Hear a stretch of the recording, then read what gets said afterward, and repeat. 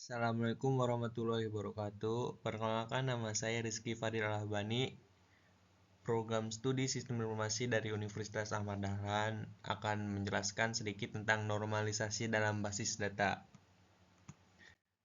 Yang pertama, kita akan berkenalan dengan apa itu normalisasi. Definisi normalisasi dalam konteks basis data. Normalisasi adalah proses desain basis data yang bertujuan untuk mengorganisir struktur data dengan cara yang optimal. Nah, pendekatan ini bertujuan untuk menghindari anomali data dan meningkatkan konsistensi. Kemudian tujuan normalisasi ini adalah untuk mengurangi redundansi dan dependensi fungsional. Nah, apa itu redundansi dan dependensi fungsional? Redundansi data atau pengulangan informasi dapat menyebabkan pemborosan penyimpanan dan ketidaksempurnaan integritas.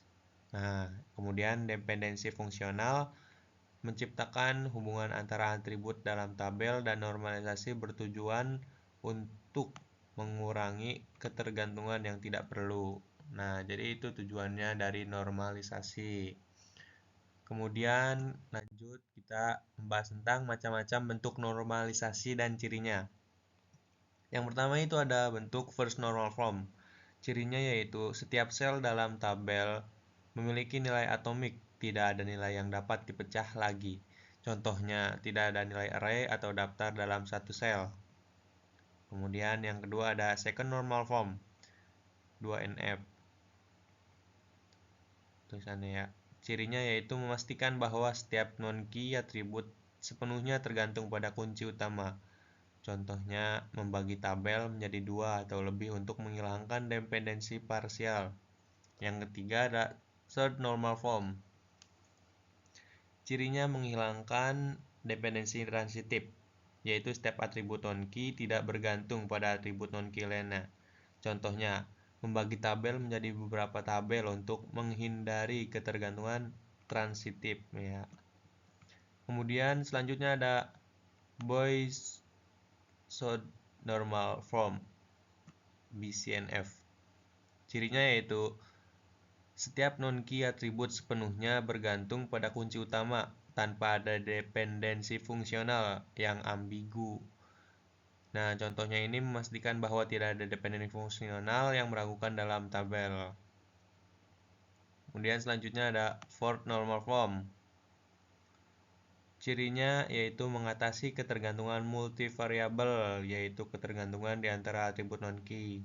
Contohnya, membagi tabel menjadi beberapa tabel untuk mengatasi dependensi multivariabel. Kemudian yang terakhir ada fifth normal form. Cirinya yaitu mengatasi dependensi fungsional yang kompleks dan menghindari anomali decomposable. Contohnya yaitu membagi tabel hingga tidak ada ketergantungan fungsional yang kompleks. Oke, lanjut. Kemudian cara melakukan normalisasi pada masing-masing bentuk. Yang pertama ada normalisasi bentuk first normal form. Nah, cara melakukannya adalah identifikasi kolom yang tidak mematuhi aturan first normal form. Di sini saya berikan contoh name, nama, mata kuliah. Nah, di sini mata kuliahnya itu ada dua mata kuliah yaitu matematika dan fisika. Kemudian lalu pecah kolom tersebut menjadi beberapa kolom. Nah, di sini kita pecah kolom tersebut dikarenakan di sini ada dua mata kuliah yaitu matematika fisika. Kita pecah. Jadi seperti ini ke bawah. Ya. Name, nama mata kuliah 1123 Al-Habani mata kuliah matematika, 1123 Al-Habani mata kuliah fisika. Kemudian untuk selanjutnya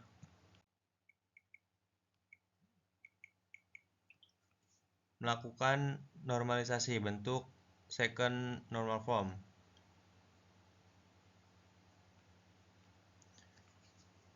Cara caranya yaitu pastikan setiap non-key atribut sepenuhnya tergantung pada kunci utama.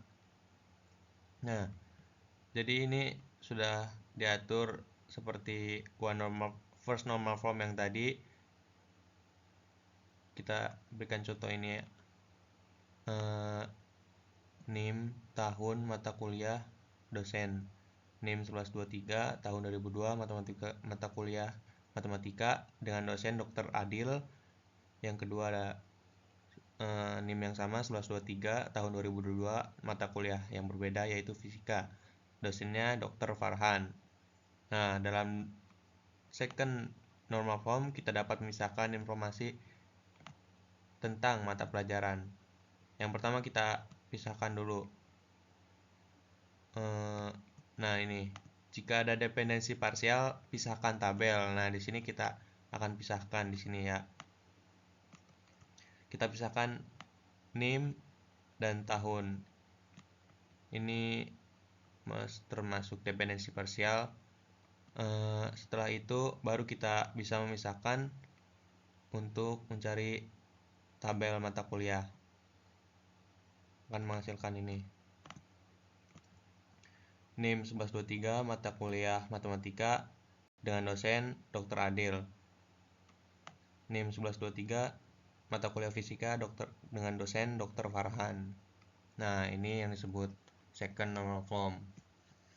Kemudian yang selanjutnya ada third normal form, yaitu pertama-tama menghilangkan dependensi transitif dengan memisahkan atribut yang tidak tergantung pada kunci utama. Misalkan ada dependensi transitif pada tabel mata kuliah. Nah, kita bikin yang ini.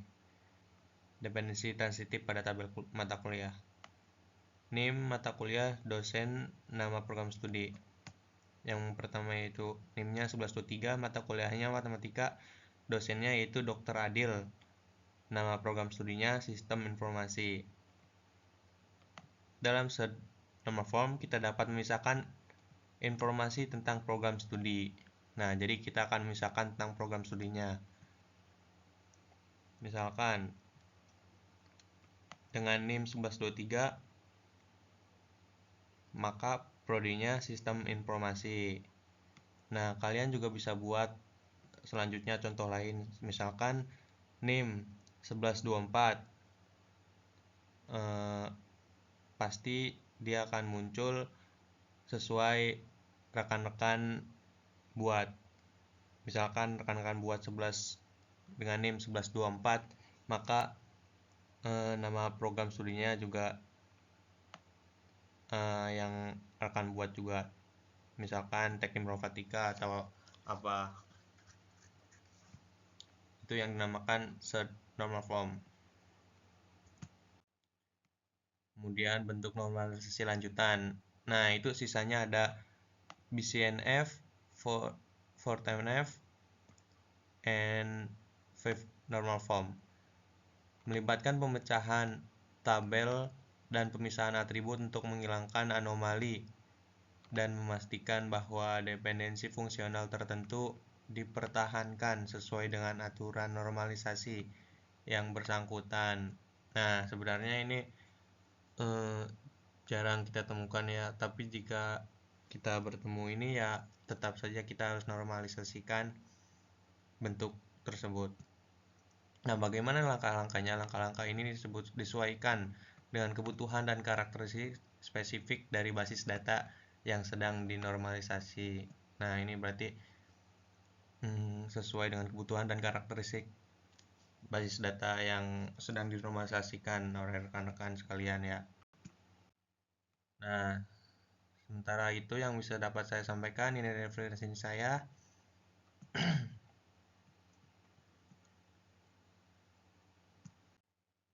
Oke, terima kasih. Kurang lebihnya mohon maaf karena jika ada salah kata dan ucapan. Sekali lagi saya mohon maaf. Billahi taufiq walhidayah. Wassalamualaikum warahmatullahi wabarakatuh.